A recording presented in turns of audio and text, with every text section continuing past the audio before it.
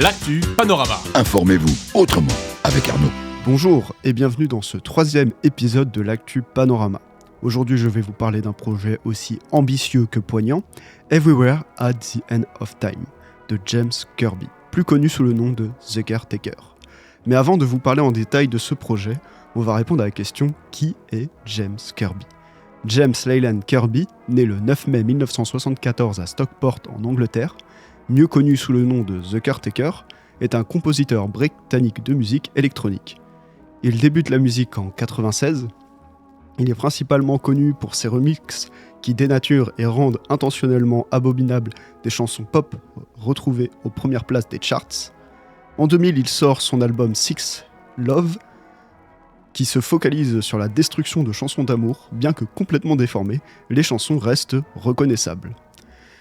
Dans le début des années 2000, il lance le projet The Caretaker, avec un objectif simple, représenter une maladie à travers les sons. Pas de paroles, juste de la déformation sonore, de vieille musique de vinyle des années 30-40. Pour représenter l'amnésie ou la dégradation des souvenirs, avec le temps. Et en 2011, il sort l'album An Empty Bliss Beyond This World. Cet album est inspiré par les patients atteints de démence qui se rappellent de vieux souvenirs grâce à la musique de leur enfance.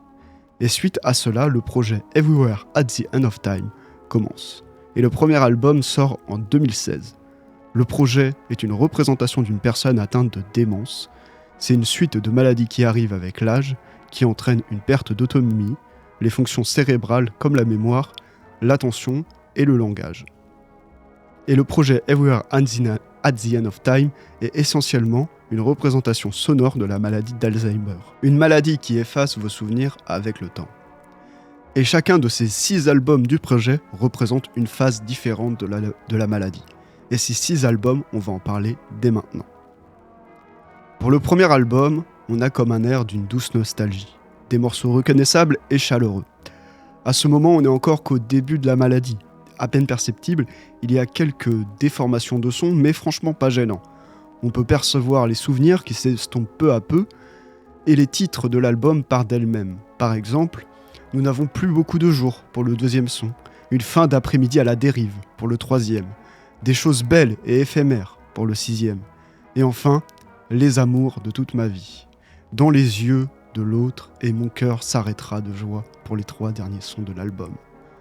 D'ailleurs, il ne dure que 41 minutes, alors que le projet en lui-même dure 6h30 dans sa globalité. La pochette de l'album représente un espèce de rouleau de papier froissé, mais en pierre comme une statue. Pour le 2e album, il représente les premiers signes de la confusion. Le malade comprend qu'il y a un truc qui cloche, mais refuse de l'admettre. La musique devient plus brumeuse, terne et triste. Les souvenirs, eux, reviennent, mais ne sont pas descriptibles. Le patient prend conscience de la situation, mais le déni est présent, comme le montrent les titres de l'album. Une bataille perdue qui fait rage pour le premier morceau. Des lueurs d'espoir dans des moments difficiles pour le 4e. J'ai toujours l'impression d'être moi-même pour le 6e. Et dernier moment de pur souvenir, le déni se dénoue et le chemin à parcourir semble solitaire pour les 3 derniers sons de l'album. La pochette de l'album représente un espèce de vase à peine perceptible, mais on peut le deviner grâce à 4 fleurs représentant la vie encore présente. Le 3e album représente le début de la dégradation des souvenirs, avec des boucles troublées et une perte de cohérence. Les musiques recommencent au début en plein milieu des morceaux, comme si le patient recommence l'histoire qu'il était en train de raconter. Les souvenirs commencent à être distordus, comme la musique dans cet album. Il y a aussi le titre An Empty Bliss Beyond This World. Le principe est de faire ressentir à l'auditeur un sentiment de déjà-vu. La conscience de la maladie commence à disparaître. Vous ne reconnaissez plus votre famille. Le patient est terrifié. Comme le montre le nom des musiques. Le temps à la dérive mal placé. Monde intérieur déconcerté. Le désespoir brûlant fait mal. Et le dernier son, camaraderie lugubre, montre que le futur sera plus distordu et terrifiant que ce qu'on peut imaginer. Le morceau est cohérent, mais beaucoup de choses sautent. Le son est altéré, le son perd de son sens et de sa logique. La pochette représente à ce qu'on pourrait imaginer un vase avec des fleurs distordues, complètement surréalistes. Le 4e album, où la phase 4 représente l'abstraction où la désorientation domine. La musique devient chaotique, les morceaux sont saccadés et n'ont plus aucun sens. On passe dans une phase de post-conscience. Le patient cherche à se rattraper à un souvenir, mais finit par l'oublier tout de suite après. Et tous les morceaux ont le même titre.